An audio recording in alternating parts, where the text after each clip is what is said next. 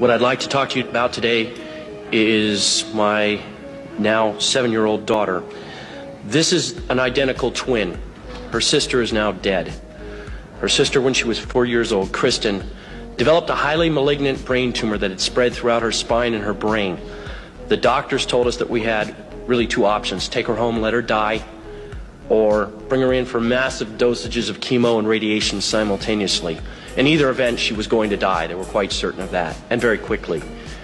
Believing her only chance to be the standard route, we gave her the chemo and radiation. It burned her skull so bad she had second-degree burns and her hair never came back. To change her diapers, we had to wear rubber gloves because her urine was so toxic and it burned her.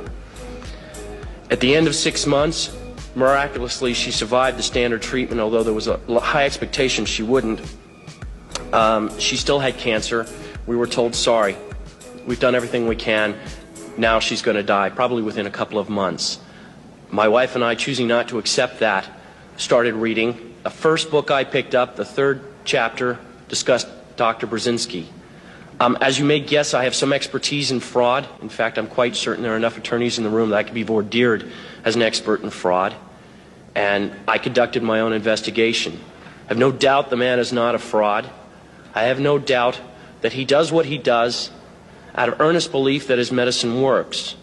And now you're in a position to judge for yourselves whether it works or not, but it's well established by the FDA that it's non-toxic.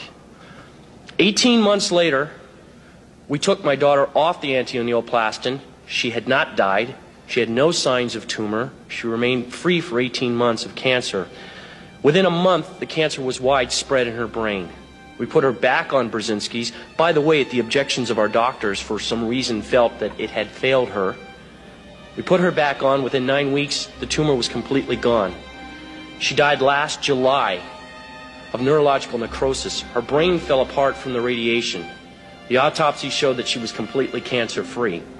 Out of 52 cases of that disease ever, no one died cancer-free, just Chrissy. So she didn't die of a terminal illness. She died of my inability to care for her properly, and she died from bad advice. She died because there's a government institution that disseminates false information and is not looking out for the welfare of the people. You know, ladies and gentlemen, I swore an oath 11 years ago, and I think most of us in this room swore it at one time or another, to uphold the Constitution. It says life right in the beginning.